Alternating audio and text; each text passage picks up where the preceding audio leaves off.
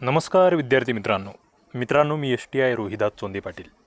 या ठिकाणी आपण आज एका नवीन घटकाला सुरुवात करतो आहे भारतीय अर्थव्यवस्था या विषयातील। हा घटक आहे मित्रांनो कृषी अर्थशास्त्र। थोडंसं नाव वेगळं वाटेल तुम्हाला, परंतु तुम्ही जर बघितलं तर पूर्व परीक्षा आणि मुख्य परीक्षा जी राज्यसेवा कंबाईन ओके, मुख्यतः राज्यसेवा मुख्यमध्ये कृषी अर्थशास्त्र याला थोडंसं व्यापक नाव आहे। परंतु हा पूर्व आणि इतर ज्या कंबाईनच्या मुख्य एक्झाम्स आहे त्या ठिकाणी कृषी विकास या टॉपिक खाली याचा सिलेबसमध्ये अंतर्भाव आहे। या ठिकाणी कृषी संदर्भात विविध स्वरूपाचे प्रश्न येतात, ते याच्यातून येत असतात। तर आजचं जे हे प्रकरण असणार आहे या ठिकाणी आपला कृषी व संलग्न क्षेत्र याच्या संदर्भात भारतामध्ये ज्या विविध पंचवार्षिक योजना झाल्या त्यांच्यात कसा विकास घडून आला, कोणकोणत्या योजना राबवल्या गेल्या, कृषीविषयक महत्त्वाचे कोणते दिवस आहेत, हे सगळं या ठिकाणी बघायचं आहे। बघा, थोडंसं आपण जर जागतिक पातळीवर बघितलं तर संयुक्त राष्ट्रसंघाची जी food and agriculture organization FAO आपण जिला म्हणतो, तिने काही अहवाल दिलेले आहेत। त्यानुसार भारत हा काही उत्पादनामध्ये सातत्याने अव्वल राहतो आहे। त्यात जर बघितलं तर फळे, दूध, चहा, मसाले, ज्यूट, ताजे मांस यांच्या उत्पादनामध्ये भारत हा नेहमी प्रथम आहे। त्यानंतर गहू आणि तांदूळात जरी बघितलं आपण भारत, तर तिथे सुद्धा भारत हा दुसऱ्या क्रमांकावर आहे। मित्रांनो, भारताच्या बाबतीत जर कृषीच्या संदर्भात बोलायचं झालं तर जवळपास एक 15 ते 16% जो वाटा आहे GDP मधील तो कृषी क्षेत्राचा आहे। आणि त्याच्यासाठी जो रोजगार देणारं हे क्षेत्र आहे, जवळपास 48 ते 50% एवढा रोजगार हा कृषी क्षेत्रातून भेटतो आहे। म्हणजे तुम्हाला लक्षात येईल की रोजगाराच्या बाबतीत जर बघितलं तर कृषी क्षेत्र हे फार महत्त्वाचं आपल्यासाठी आहे, जे की सामाजिक आणि आर्थिक दृष्टिकोनातून। दुसरा मुद्दा कृषी व संलग्न क्षेत्र असा आपण याचा उल्लेख करत असतो। जे काही तुम्ही विविध अहवाल बघितले किंवा ज्याला आपण अर्थसंकल्प म्हणतो त्या ठिकाणी कृषी व संलग्न क्षेत्र। मग या संलग्न क्षेत्रामध्ये नेमकं काय येतं, याला आपण ॲग्रिकल्चर अँड अलाइड सेक्टर्स असं म्हणत असतो। इथे जर तुम्ही बघितलं तर याच्यामध्ये पहिलं कृषी आहे, ॲग्रिकल्चर, त्याच्यानंतर वन आहे, फॉरेस्ट्री असंही म्हटलं त्याला, आणि मत्स्य फिशिंग, असे हे 3 क्षेत्र या ठिकाणी असतात। आणि आपण जर सगळे विविध कल बघितले तर शेतकऱ्यांचा जो काही कार्यकारी लोकसंख्येचा गट होता तो कृषीमधून कमी होत चाललेला आहे। आपण स्वातंत्र्याच्या वेळेची स्थिती बघितली तर 69% कार्यकारी गट हा कृषी क्षेत्रामध्ये होता, तो आता 54%वर आलेला आहे। हा एक अर्थव्यवस्थेच्या दृष्टिकोनातून सकारात्मक बदल आहे, हे आपल्याला लक्षात घ्यावं लागेल, कारण की हा जो गट आहे हा सेवा आणि उद्योगाकडे वळतो आहे। आता पुढचा मुद्दा जर बघितला तर जो नियोजन काळ होता आपला पंचवार्षिक योजना, या ठिकाणी नेमकं कृषीचा आपला हे काय होता, कृषी क्षेत्राचं आपलं उद्दिष्ट काय होते, तर त्याच्यामध्ये सगळ्यात महत्त्वाचं आपल्याला रोजगार वाढ करायची होती, उत्पादनामध्ये सुद्धा वाढ करायची होती, त्याच्यानंतर कृषीवरचं जे अवलंबित्व आहे आपलं ते कमी करायचं होतं। आपण बघितलं जे कार्यकारी गट आपला दुसरीकडे वळतो आहे ते कुठेतरी सफल होतं आहे। आणि आर्थिक समानता, जे ग्रामीण भागामध्ये जो शेतकरी वर्ग आहे, कामगार वर्ग आहे, त्यांच्यामध्ये जी आर्थिक समानता आहे ती आपल्याला आणायची होती। हे मुद्दे या ठिकाणी आपल्यासाठी महत्त्वाचे आहेत। पुढे या ठिकाणी तुम्ही तक्ता बघता आहात, कृषीविषयक काही महत्त्वाचे दिवस या ठिकाणी दिलेले आहे। जागतिक वन दिन ज्याला आपण म्हणतो, ज्याला जागतिक फॉरेस्ट दिन असंही म्हटलं जातं, तो 21 मार्च या तारखेला साजरा केला जातो। त्यानंतर वर्ल्ड व्हेटेरनरी डे जर आपण बघितला तर तो एप्रिलचा शेवटचा शनिवार आपण साजरा करत असतो। त्यानंतर वर्ल्ड मिल्क डे आहे 1 जून या तारखेला। नॅशनल फिश हजबंडरी डे जो आहे तो 10 जुलै या दिवशी आहे। फाउंडेशन डे ऑफ ICAR 16 जुलै। वर्ल्ड ऑनी डे ज्याला आपण म्हणतो आहे मधमाशा संदर्भातला मधासंदर्भातला दिवस 20 ऑगस्ट। त्यानंतर कोकोनट डे जो आहे तो 2 सप्टेंबरला आहे। नारळ दिवस, मित्रांनो हा प्रश्न याआधी MPSCने विचारलेला आहे, जागतिक नारळ दिवस विचारला गेला आहे। वर्ल्ड एज डे जो आहे तो ऑक्टोबरचा दुसरा शुक्रवार त्या ठिकाणी असतो। त्यानंतर नॅशनल वुमेन फार्मर्स डे जो आहे तो 15 ऑक्टोबर आपण राष्ट्रीय स्तरावर साजरा करत असतो। जागतिक अन्न दिन, मित्रांनो वर्ल्ड फूड डे हा महत्त्वाचा आहे, हा सुद्धा विविध एक्झाम्सला विचारला गेलेला प्रश्न आहे, 16 ऑक्टोबर। त्यानंतर वर्ल्ड फिश डे जर बघितला तुम्ही तर 21 नोव्हेंबर आहे। नॅशनल मिल्क डे हा 26 नोव्हेंबर आहे। नॅशनल ॲग्रिकल्चर एज्युकेशन डे, ज्याला आपण कृषी शिक्षण दिवस म्हणू, तो 3 डिसेंबर. तर वर्ल्ड सॉईल डे मित्रांनो, हा सुद्धा महत्त्वाचा आहे. जागतिक मृदा दिवस हा 5 डिसेंबरला. तर जय किसान जय विज्ञान वीक ज्याला म्हणू आपण, जय किसान जय विज्ञान वीक किंवा सप्ताह हा 23 ते 29 सप्टेंबर दरम्यान आपल्याकडे साजरा केला जातो. तर हे महत्त्वाचे मुद्दे या ठिकाणी आपल्याला माहीत असले पाहिजे. पुढे एक शास्त्रज्ञ आपला थिओडोर शूल्ज हे माहीत असले पाहिजे. यांना नोबेल पारितोषिक त्या ठिकाणी भेटलेलं आहे. यांचं महत्त्वाचं काय आहे की यांना का लक्षात ठेवायचं, तर कृषी विकास जो आहे तो पूर्ण याचा क्षेत्राचा पाया आहे, पूर्ण विकासाचा पाया हे कृषी क्षेत्र आहे असं या ठिकाणी यांनी सांगितलेलं आहे. आणि एक कृषीचं महत्त्व वाढवण्याचं काम यांनी केलं आहे. पुढे आपण बघतो डी डी नॅशनल जे आहे त्याच्यासारखंच डी डी किसान नावाचं नवीन चॅनल या ठिकाणी नरेंद्र मोदी यांच्या कालावधीमध्ये सुरू झालं. त्याची तारीख आपल्याला माहीत असली पाहिजे. 26 मे 2015 या दिवशी डी डी किसान चॅनल सुरू झाले आहे. पंतप्रधान नरेंद्र मोदी यांनी त्या ठिकाणी 2 गोष्टींचा उल्लेख केला होता. पहिलं म्हणजे अन्नधान्य उत्पादन हे 2 टन प्रति हेक्टरवरून 3 टन प्रति हेक्टर एवढे झाले पाहिजे, हे पहिलं उद्दिष्ट आपण त्या ठिकाणी जाहीर केलं होतं. आणि दुसरं, कृषी विकासासाठी तहसील हे एकक असले पाहिजे. तालुका स्तर जो आहे, ब्लॉक स्तर जो आहे, तो या ठिकाणी नरेंद्र मोदींनी एकक म्हणून सुचवलेला आहे. मित्रांनो, 2 मुद्दे तुम्हाला या ठिकाणी नवीन लक्षात ठेवण्यासारखे आहेत आणि ते आपल्याला ठेवावे लागतील.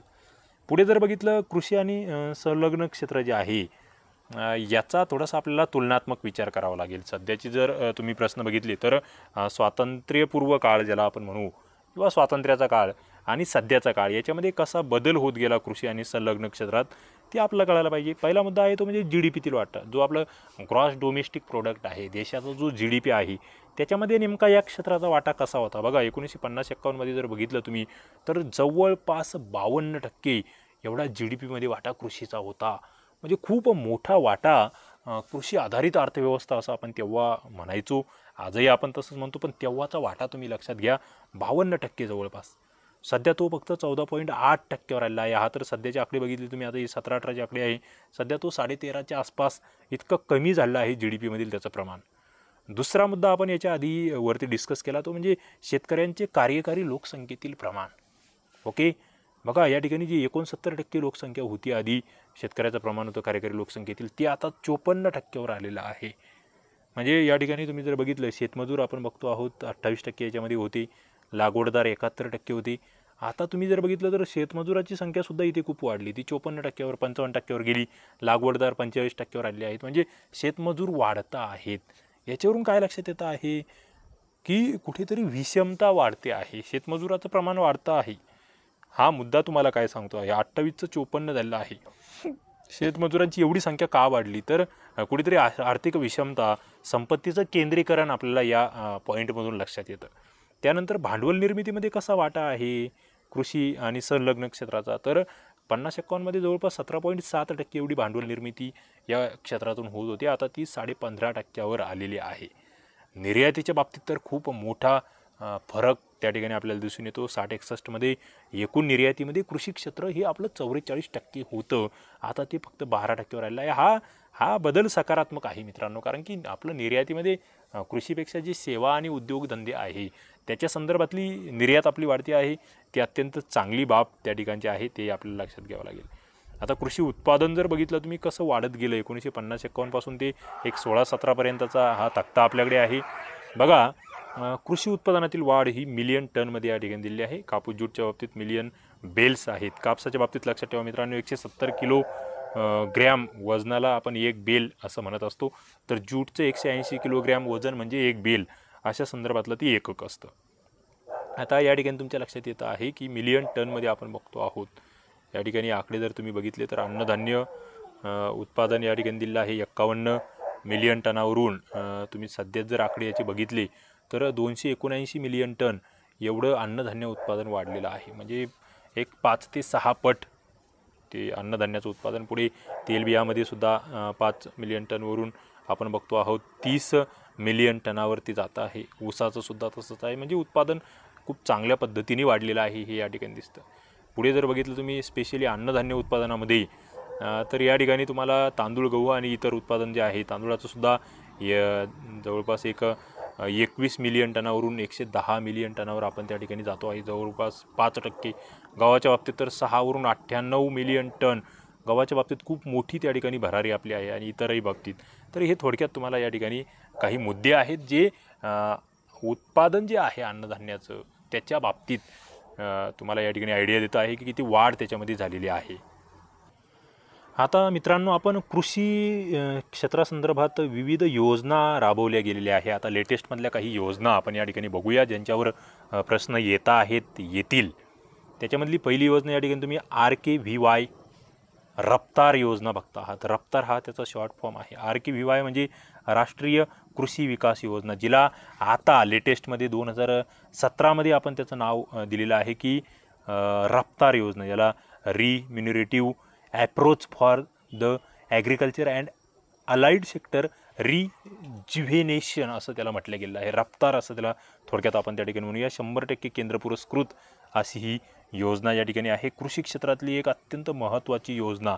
आपल्याला 11व्या पंचवार्षिक योजनेमध्ये 4% कृषीचा विकास दर साध्य करायचा होता. त्यासाठी ही योजना त्यावेळेस आणलेली होती. रफ्तारचा तुम्ही या ठिकाणी लॉंग फॉर्म बघता आहात.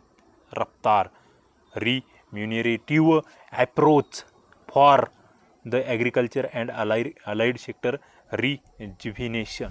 ओके, रफ्तार योजना जी आहे याच्यात नेमकं कोणते ॲप्रोच आहेत, मग कोणते टार्गेट्स आपण ठेवलेले आहेत. तर या ठिकाणी आपला पायाभूत सुविधांचा विकास करायचा आहे. एकूण जो निधी आहे त्याच्या 70% निधी हा पायाभूत सुविधा, फंडामेंटल जे काही त्या ठिकाणचे साधनं आहेत त्याच्यासाठी आपलं वापरायचं आहे. दुसरं, स्थानिक स्तरावर या ठिकाणी नियोजन झालं पाहिजे. त्याच्यानंतर उत्पादन प्रक्रियेची गती आपल्याला वाढवायची आहे, त्यासाठीचं वेगळं प्रतिमान आपल्याला मांडायचं आहे. पर्यायी स्रोत जे आहे कृषीसाठीचे ते सुद्धा आपल्याला विकसित करायचे आहे. त्याच्यानंतर तरुण जे आहेत त्यांचं सबलीकरण आणि खाजगी क्षेत्राचं भांडवल या कृषीमध्ये गुंतवलं गेलं पाहिजे. खाजगी सहभाग वाढला पाहिजे, तो सुद्धा मुद्दा आहे. याच्या अंतर्गत इतरसुद्धा योजना आपण काही राबवतो आहेत, उपाययोजना. त्याच्यामध्ये पूर्व भारतामध्ये आपण हरित क्रांतीची घोषणा केलेली आहे. Bringing green revolution to eastern India, ज्याच्यामध्ये आसाम, पश्चिम बंगाल, ओरिसा वगैरे जे भाग आहेत, बिहार, झारखंड, या ठिकाणी आपल्याला तांदूळ आधारित पीक यंत्रणा जी आहे त्याच्यात सुधारणा करायची आहे. त्याच्यानंतर विविध इतरही आपण त्या ठिकाणी अभियानं राबवतो आहे. पाम तेल उत्पादनासंदर्भातलं अभियान आहे, बाजरी भरड धान्यासंदर्भातलं अभियान आहे. त्यानंतर प्रथिन पोषणाचा राष्ट्रीय कार्यक्रम आहे. विदर्भासंदर्भात प्रलंबित सिंचन विकास कार्यक्रम आहे. आणखी एक केशर अभियानसुद्धा मित्रांनो या ठिकाणी आपण राबवतो आहोत, जे की जम्मू काश्मीरशी संबंधित आहे. हे एक लक्षात राहू द्या. केशर लागवड जी आहे जम्मू काश्मीरमध्ये आपण बघतो आहे. त्याच्यानंतर पीक विविधीकरण योजना आहे. अशा अनेक कार्यक्रम या योजनेअंतर्गत, जिला राष्ट्रीय कृषी विकास योजना किंवा रफ्तार योजना म्हटलेलं आहे, त्याच्या अंतर्गत आपण राबवतो आहोत. त्याच्यानंतर राष्ट्रीय अन्न सुरक्षा अभियान आहे, त्याला आपण NFSM म्हणतो, नॅशनल फूड सिक्युरिटी मिशन, जे ऑक्टोबर 2007मध्ये सुरू झालेलं आहे. 7-8 या कालावधीमध्ये 100% केंद्र पुरस्कृत असं हे अभियान या ठिकाणी आहे. आणि याच्यातसुद्धा आपण 3 गोष्टीवर मुख्य फोकस केला होता. याचा निधी जर बघितला तर 60-40 असा रेशो आहे. यामध्ये आपल्याला राईस, व्हीट आणि पल्सेस, ओके, तांदूळ, गहू आणि डाळी ज्या आहे या 3 गोष्टींवर आपण या ठिकाणी फोकस केलं होतं. आपल्याला तांदूळाच्या बाबतीत जर बघितलं तुम्ही तर 10 मिलियन टन एवढी वाढ आपल्याला 11व्या योजनेत करायची होती. गव्हाच्या बाबतीमध्ये 8 मिलियन आणि डाळींच्या बाबतीमध्ये 1-2 मिलियन वाढ हे आपलं टार्गेट्स त्या ठिकाणी होतं. त्याच्यानंतर जर तुम्ही बघितलं तर याच्यामध्ये बऱ्याचशा गोष्टी आणखी इतरही ॲड होत्या. त्याच्यामध्ये कडधान्यासंदर्भातला सुद्धा कार्यक्रम या योजनेअंतर्गत होता. पुढे जर बघितलं तर पुढची योजना या ठिकाणची आहे ती म्हणजे एकात्मिक फलोत्पादन विकास अभियान, ज्याला आपण MIDH असं म्हणतो. एकात्मिक फलोत्पादन, फळासंदर्भात, फळ पिकं जी आहेत त्याच्या विकासासंदर्भात, ज्याला mission for integrated development of horticulture असं म्हटलं गेलं, जे की 2014-15 12व्या पंचवार्षिक योजनेमध्ये आपण ज्याची सुरुवात केलेली आहे. फलोत्पादन अभियान पूर्वोत्तर राज्य जे आहे त्यांच्यासाठी सुद्धा महत्त्वाचा कार्यक्रम या ठिकाणी होते. नारळ विकासासंदर्भात असेल, इतर नागालँडमधील केंद्रीय फलोत्पादन संस्था असेल, या सगळ्या गोष्टी याच्यामध्ये घडत गेल्या. आता याच्या अंतर्गत काही उपअभियानं जे आपण एकात्मिक फलोत्पादन विकास अभियान राबवलं त्याच्या अंतर्गतचे काही उपअभियानं या ठिकाणी होते. त्याच्यात जर तुम्ही बघितलं तर HMNEH हे एक महत्त्वाचं उपअभियान 2003-04चं आहे. ओके, याच्यातून जर बघितलं तुम्ही तर horticulture mission for north east and Himalayan state जे आहे, हे जे आपण उत्तर पूर्व भाग म्हणतो त्याच्यासाठीचं हे अभियान स्पेशल त्या ठिकाणी होतं. त्याच्यानंतर NHM हे अभियान या ठिकाणी आहे, ते सुद्धा याच्यामध्ये ॲड करण्यात आलेलं आहे. याला आपण नॅशनल हॉर्टिकल्चर मिशन असं म्हटलं होतं. 2005-06 पासून ही योजना सुरू होती, जी की आपण याच्यामध्ये ॲड केली आहे सध्याच्या या कार्यक्रमामध्ये. त्याच्यानंतर जर बघितलं तुम्ही तर पुढचं अभियान या ठिकाणी CIH हे अभियान आहे. त्याच्यानंतर CBD आहे, नॅशनल विकास बोर्ड ज्याला म्हणतो आहे आपण भारताचं, ते याच्या संदर्भात महत्त्वाचं काम करतं आहे. बागवानी मिशन संदर्भातली ही मुद्दे आपण बघतो आहोत, ज्याला हॉर्टिकल्चर मिशन आपण म्हटलेलं आहे. ओके, तर यामध्ये आणखी गोष्टी होत्या. ऑपरेशन ग्रीन नावाचं एक आपण टमाटे, कांदा, बटाटा याचं उत्पादन वाढवण्यासाठी ऑपरेशन ग्रीन या ठिकाणी आणलं होतं, ते आपल्याला माहीत असलं पाहिजे. त्यानंतर एक प्रश्न गेल्या 2 वर्षापूर्वी आला होता, तो म्हणजे बांबू अभियान संदर्भात. राष्ट्रीय बांबू अभियान जे आहे, जे 2018 सुरू झालं होतं, तो एक महत्त्वाचा उपक्रम या ठिकाणी आपल्याला लक्षात ठेवावा लागतो. त्याच्यानंतर बघा या ठिकाणी 2 योजनांची तुलना तुम्हाला दिलेली आहे की ऑपरेशन ग्रीन आणि सुधारित किंमत स्थिरता निधी योजना, असे 2 जे कार्यक्रम होते याच्यामध्ये काय फरक आहे. ही जी किंमत स्थिरता निधी योजना आहे ती 2014-15 होती. ऑपरेशन ग्रीन हे 18-19ला आपण सुरू केलं. दोघांचे सुद्धा टार्गेट्स तेच आहे. कांदा, बटाटा आणि डाळी ज्या आहेत, ज्यांचं उत्पादन आपल्याला वाढवायचं आहे, हे जे नाशवंत गोष्टी आहेत यांना व्यवस्थित भाव भेटला पाहिजे, त्याच्यासाठी ग्राहकांना संरक्षण द्यायचं आहे. दोघांचाही उद्देश तोच आहे. इथे ग्राहक संरक्षण होतं, इकडे ग्राहक आणि उत्पादनाचं संरक्षण होतं. संबंधित जर बघितलं इकडे तर ग्राहक प्रकरण सार्वजनिक अन्न व सार्वजनिक वितरण मंत्रालय, इकडे अन्न प्रक्रिया उद्योग मंत्रालयासंदर्भातलं हे ऑपरेशन होतं. निधी 500 कोटी आणि या ठिकाणी जर तुम्ही बघितलं तर कृषीमाल खरेदी करून किमती स्थिर राखणे हे इथे टार्गेट होतं. इथे साठवण आणि पुरवठा साखळीमध्ये सुधारणा करायची आहे. अशा पद्धतीने विविध अभियानं या कृषी विकासासंदर्भातले आपल्याला लक्षात ठेवावं लागतं. ते व्यवस्थित तुम्ही वाचलेले असतील तर तुम्हाला या ठिकाणी हे लक्षात ठेवण्यास अवघड जाणार नाही, हे लक्षात घ्या. तर मित्रांनो, अशा पद्धतीने कृषी विकासासंदर्भातला हा पहिला टॉपिक आपण बघितलेला आहे. आता ही कृषी आणि संलग्न क्षेत्रासंदर्भात पुढेही काही टॉपिक्स बाकी आहेत, ते आपण नंतरच्या लेक्चरमध्ये घेऊया. या ठिकाणी आपण थांबूया. धन्यवाद.